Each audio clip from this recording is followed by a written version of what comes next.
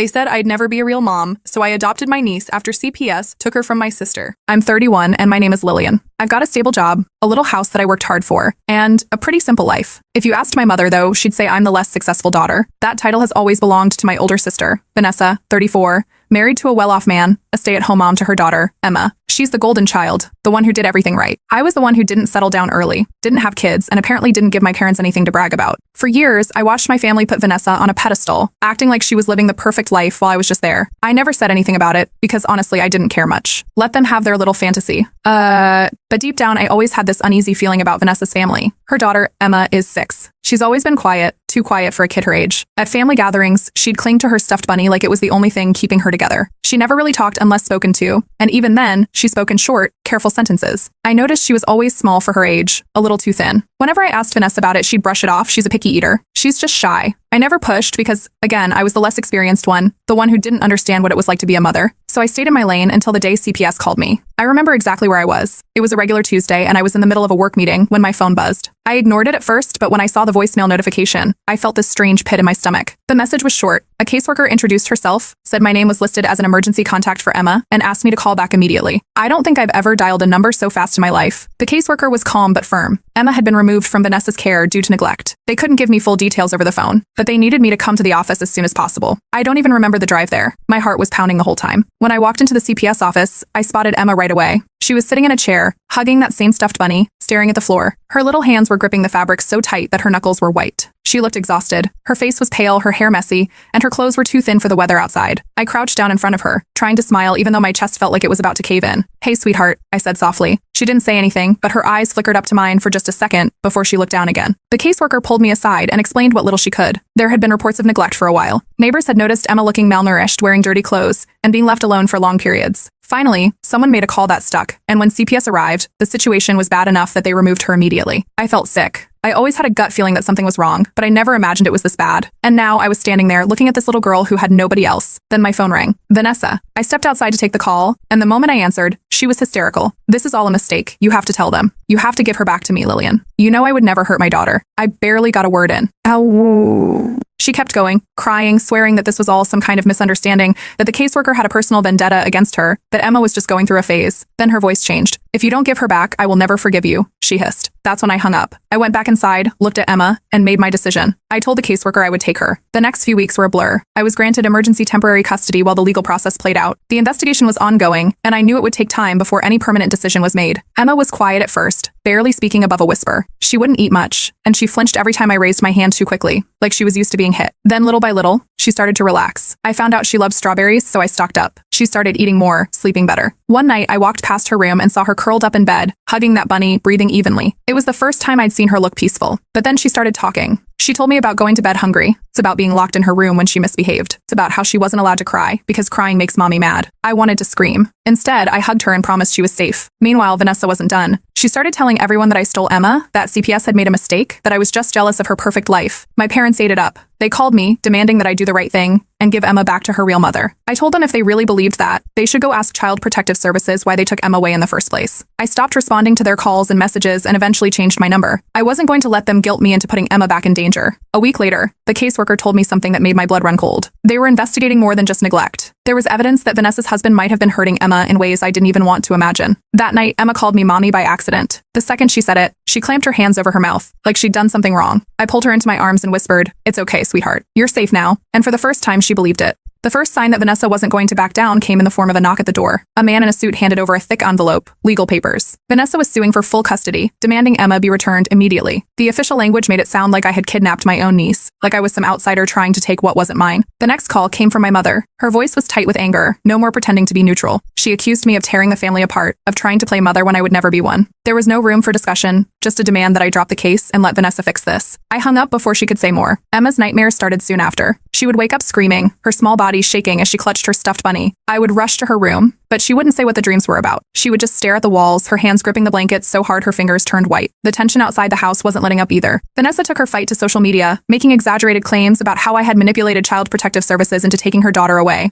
She painted herself as the perfect mother, a woman who had been wrongfully accused. Comments poured in, some defending her, others asking questions she refused to answer. Then, mutual friends started reaching out. Some were cautious, asking what was really happening. Others weren't so kind, outright accusing me of being jealous, of wanting to steal Vanessa's life. I didn't respond. I had bigger things to focus on. One evening, in the middle of all this chaos, something unexpected happened. Emma laughed. Not a small chuckle or a nervous giggle, an actual full, joyful laugh. We were watching a silly cartoon, and something about it sent her into a fit of giggles. It was the first real sound of happiness I'd heard from her. For a moment, everything else faded, but the legal battle was just beginning. I hired a lawyer, someone with a reputation for handling difficult family court cases. She made it clear that this wasn't going to be quick or easy. Vanessa had money, connections, and the ability to put on a good show when it suited her. But we had evidence. The first court date arrived fast. Vanessa's lawyer argued that she was a loving mother who had made a few mistakes, that Emma should be returned to her immediately. My lawyer pushed back, presenting CPS reports, medical records, and statements about Emma's condition when she was removed. The judge wasn't convinced enough to make a final ruling but refused to return Emma right away. The custody order remained in place while the investigation continued. Vanessa stormed out of the courtroom, muttering that she would never let this stand. Then, an unexpected witness came forward. A former babysitter of Emma reached out after seeing Vanessa's social media posts. She had always been too afraid to speak up before, worried about legal trouble or retaliation, but now she was ready to talk. Her testimony was damning. She described being underpaid, watching Emma go to bed without dinner, and witnessing Vanessa lock her in her room for hours as punishment. As the legal fight intensified, Vanessa's husband started pulling away. He made a public statement saying he had no idea about the neglect. But behind the scenes, his actions told a different story. My lawyer found out he had quietly moved money out of their joint accounts right before the CPS case started. It raised questions about whether he had been planning to leave all along. While all of this unfolded, I got Emma into therapy. The therapist confirmed what I already knew: Emma was dealing with serious trauma. She had trouble trusting adults, she was anxious around loud voices, and she hesitated before accepting comfort. Then Vanessa called. Her voice was different this time, softer, tearful. She claimed she had changed, that she just wanted to talk. She begged me to meet her, just the two of us, no lawyers, no arguments. Against my better judgment, I agreed. We met in a cafe, a public place. The moment I walked in, I knew I had made a mistake. There were cameras, a local news crew. Vanessa was already sitting at a table, dabbing her eyes with a tissue, playing the role of the heartbroken mother. I turned and walked out without a word. Emma's therapist advised me to cut off all contact with Vanessa for now. I agreed. My parents weren't happy about that decision, but I stopped answering their calls too. Then, a crucial turning point came. The court agreed to consider a psychological evaluation of Vanessa after multiple reports raised concerns about her behavior. If the evaluation revealed serious issues, it could heavily influence the case. For the first time, it felt like the truth was finally catching up to her. The results of Vanessa's psychological evaluation came back, and they were exactly what my lawyer had expected. The report flagged narcissistic tendencies, a lack of emotional regulation, and most importantly, an inability to recognize or prioritize Emma's emotional well-being. It wasn't a diagnosis, but it was enough to show the court that something was seriously wrong. Instead of addressing the concerns, Vanessa went on the attack. She called the entire system corrupt, claiming that courts were biased against good mothers and that she was being punished for not being perfect. Her social media posts ramped up, this time accusing CPS of being influenced by bitter people with an agenda. Some people still defended her, but the tide was turning. The more she spoke, the worse she sounded. That didn't stop my parents from doubling down. They started making ultimatums, warning me that if I didn't step aside and return Emma to Vanessa, I was out of the family. They saw my fight for custody as a betrayal, choosing an adopted role over blood. The calls and messages were relentless until I finally blocked their numbers. That was the moment I realized I wasn't just fighting Vanessa. I was fighting my entire family. One night, as I was tucking Emma in, she reached for my hand. Her grip was small but firm. She looked up at me, hesitated, then whispered, "I love you, Mommy." Her voice was quiet, like she wasn't sure if she was allowed to say it. I squeezed her hand back and told her I loved her too. As the custody battle dragged on, an unexpected ally reached out. Vanessa's former best friend, someone she had cut off years ago, sent me a message. She told me that Vanessa had always been more concerned with how she looked as a mother than actually being one. According to her, Vanessa saw Emma as an accessory, not a child. I asked if she'd be willing to testify.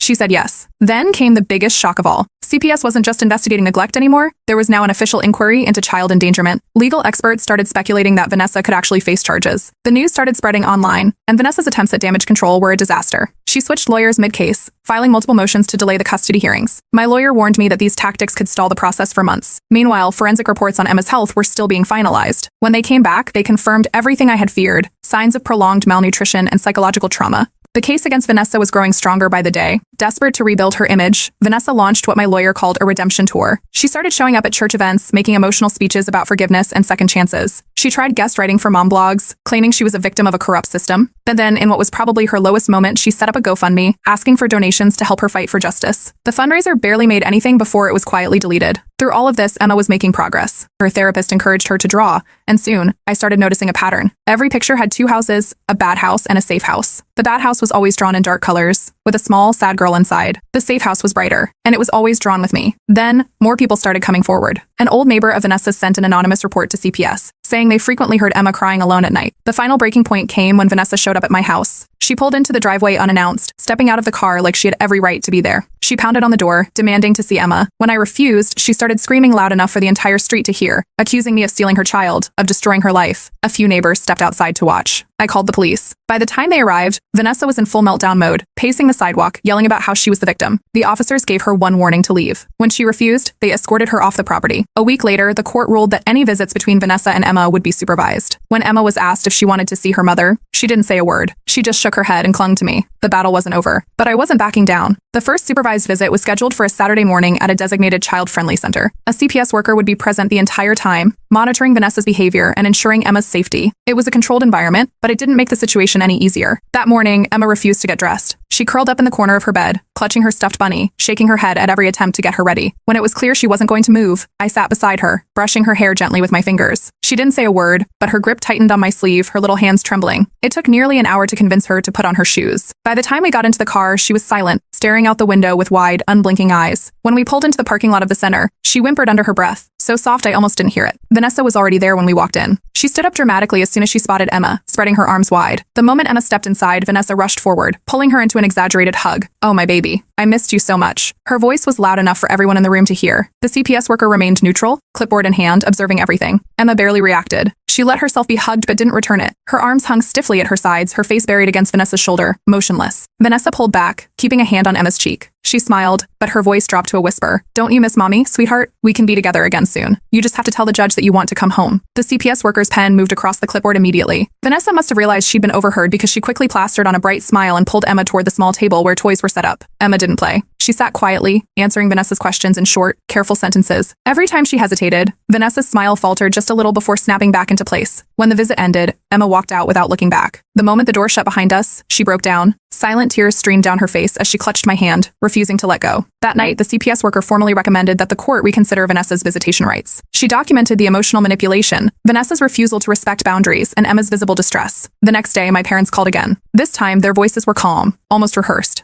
They suggested I meet Vanessa halfway, that I should let Emma spend the night at her real home. When I refused, the conversation turned cold. My mother sighed heavily before hanging up. Later that week, my lawyer called. The judge was paying close attention to the visits, and Vanessa's behavior wasn't working in her favor. But Vanessa wasn't done pushing her limits. During the second visit, she ignored the CPS worker's warnings and whispered to Emma again, coaching her on what to say in court. The CPS worker caught every word, writing everything down. This time, she reported it directly to the judge. Stricter oversight was put in place immediately. Emma started wetting the bed again. She had stopped weeks ago, but now, every night, she woke up crying, clutching the sheets. The visits were breaking her all over again. Her therapist filed an official recommendation with the court. Emma's supervised visits with Vanessa needed to stop. The emotional distress was too severe, undoing the progress she had made. When Vanessa found out, she spiraled. She went on another tirade online, blaming everyone but herself. The posts became more aggressive, filled with accusations against CPS, the legal system, even me. Some of the comments were sympathetic, but most people had stopped believing her. The judge made a temporary ruling. Visitations would be halted for now, pending further review. That night, for the first time in weeks, Emma slept through the night without waking up. Vanessa wasn't going to give up, but neither was I. With visitations halted and public sympathy slipping away, Vanessa became more reckless. Her usual tactics, social media rants, emotional manipulation, and legal delays weren't working anymore. She was running out of options, and it was becoming obvious. My parents, however, weren't letting up. Their messages became more aggressive, accusing me of breaking the family apart. They insisted I should at least co-parent with Vanessa, as if the months of court battles and CPS investigations never happened. When I shut them down again, telling them Emma's safety was my only priority, my mother accused me of ruining Vanessa's life. Vanessa, meanwhile, had started sending me erratic messages. Some were long, rambling apologies, full of excuses about how she was just overwhelmed and how she deserved a second chance. Others were outright threats, warning me that I would regret keeping Emma from her. The back-and-forth nature of it all made one thing clear: she was spiraling. Then, she took things to another level. One evening, I heard a sharp knock at my door. When I opened it, 2 police officers were standing there. Vanessa had reported Emma as kidnapped. I didn't panic. I had full legal documentation proving I was Emma's guardian. I handed over every court order, every custody ruling, every CPS report. The officers looked over everything, then exchanged a glance. They apologized for the inconvenience and left. The next day, Vanessa was officially charged with filing a false report. It was only a misdemeanor, but it was another major blow to her credibility. The court was notified immediately, and then something unexpected happened. Vanessa's husband, who had largely distanced himself from the case, was finally compelled to speak when CPS began investigating him as well. Fearing potential legal consequences, he reached out through his lawyer, offering to testify against Vanessa in hopes of reducing his own liability. Court documents later revealed he had quietly moved large amounts of money out of their joint accounts just before CPS got involved. Whether he was truly ignorant or just saving himself didn't matter. What mattered was that he had damning information, and he was willing to use it. As the next court date approached, Emma's therapist submitted another report. It stated in clear terms that Emma's anxiety significantly increased whenever Vanessa Vanessa was mentioned. The therapist strongly recommended that Emma have no further contact with her mother. It was more evidence in my favor, but I knew Vanessa wasn't done yet. A few days later, my phone rang. It was Vanessa, crying so hard that her words were barely understandable. She begged me to reconsider, to give her one last chance. When I stayed silent, she switched tactics instantly. Her voice turned sharp, full of rage, screaming that I was tearing apart her family and that she would never forgive me. I hung up. Then, she made her biggest mistake. Vanessa attempted to take Emma from daycare before the court officially halted visitations. The staff, already on alert due to the ongoing custody battle, refused her entry and immediately called the authorities. The daycare had been informed of the custody case, and the staff immediately called the police. By the time officers arrived, Vanessa was in the parking lot, screaming that she had a right to take Emma home. But she had just violated a court order, and this time there were consequences. She was arrested on the spot for attempted child abduction and violating a restraining order. The judge was notified immediately. My parents struggled to process what had happened. They initially blamed me, saying that I should have handled things differently. But when I reminded them that Vanessa had been arrested for attempting to take Emma legally, they fell into an uneasy silence, unwilling to acknowledge the truth outright. They didn't ask if Emma was okay. They didn't acknowledge that Vanessa had just tried to take a child illegally. They only saw their golden daughter being arrested. That was the final straw. I went no contact with them. I installed security cameras around my house. I made sure Emma's school had every legal document stating Vanessa wasn't allowed near her. The court fast-tracked the final custody hearing. Vanessa had lost. And this time, there was nothing she could do about it. The final court hearing arrived faster than expected. With Vanessa's recent arrest and the overwhelming evidence against her, my lawyer was confident. But I knew Vanessa wouldn't go down without a fight. When she walked into the courtroom, she was almost unrecognizable. Dressed conservatively, clutching a Bible, she looked like she had been preparing for this performance for weeks. Her hair was neatly styled, her makeup was soft and natural, and she moved with careful grace, as if she was playing the role of a reformed mother who had seen the error of her ways. But the judge wasn't interested in theatrics. When it was Vanessa's turn to speak, she launched into a shaky, teary defense, insisting that the attempted kidnapping was a misunderstanding. She claimed she had been overwhelmed, that she only acted out of desperation because she loved Emma so much. The judge, clearly unimpressed, cut her off mid-sentence. Violating a court order and attempting to take a child illegally wasn't a misunderstanding. It was a crime. The energy in the room shifted. The weight of Vanessa's actions became undeniable. No one could argue that this was just a custody battle anymore. This was about a child's safety. Then came the moment Vanessa had been dreading. Under subpoena, her husband was called to testify. He sat stiffly, avoiding Vanessa's eyes as he admitted that, while he had never directly harmed Emma, he had known what was happening. He had heard the crying, seen the bruises, and ignored the obvious signs of neglect. His failure to intervene made him complicit. He wasn't innocent, but his confession added weight to the case against Vanessa. Then CPS presented their final evidence. Medical reports confirmed prolonged malnutrition, psychological assessments detailed Emma's severe anxiety and attachment trauma, and new witness testimonies surfaced from former neighbors and babysitters who had been too afraid to speak up until now. The courtroom fell silent as the child psychologists presented their findings from their sessions with Emma. Using age-appropriate methods, they conveyed that Emma consistently expressed fear of returning to Vanessa and had shown significant emotional distress whenever her mother was mentioned. The judge listened carefully before delivering the final ruling. Full legal custody was granted to me. Vanessa lost all parental rights. As the words settled in the air, Vanessa's entire body tensed. She forced herself to stay composed, her hands clenched into fists. Then, in a final desperate attempt to control the narrative, she turned to the courtroom, tears streaming down her face. "I just wanted to be a good mother. Is that such a crime?" The judge shot her a warning look, telling her to compose herself or be removed from the room. Realizing she had lost, Vanessa turned her glare toward me. "You stole my child. I'll never forgive you." She was escorted out before she could say anything else. After the hearing, my parents made one last attempt to bring me back into the fold. They told me I could still fix things, that I could apologize to Vanessa and reunite the family. When I refused, they accused me of tearing them apart. That was the moment I knew the relationship was beyond repair. I walked away for good. With Vanessa stripped of her parental rights, the judge granted me permanent guardianship of Emma. The adoption process was set in motion, and for the first time in months, Emma seemed at peace. That night, as I tucked her into bed, she looked up at me with wide, hopeful eyes. "Do I get to stay forever?" I hugged her tightly, whispering the words she had been waiting to hear. Forever and always. The community rallied around us. Neighbors, friends, and even some of Vanessa's former friends reached out, offering their support. Even the people who had once believed Vanessa's lies saw the truth now. Meanwhile, Vanessa continued her downward spiral online, ranting about how she was robbed of her daughter. But her credibility was gone. Even her most loyal supporters distanced themselves. I cut off all contact with my parents. There was nothing left to salvage. With stability, Emma flourished. She made friends, excelled in school, and started calling me mom without hesitation. On her 7th birthday, I surprised her with the news that her adoption had been finalized. Emma's eyes filled with happy tears as she wrapped her arms around me. I held her close, knowing that for the first time in her life, she was truly safe.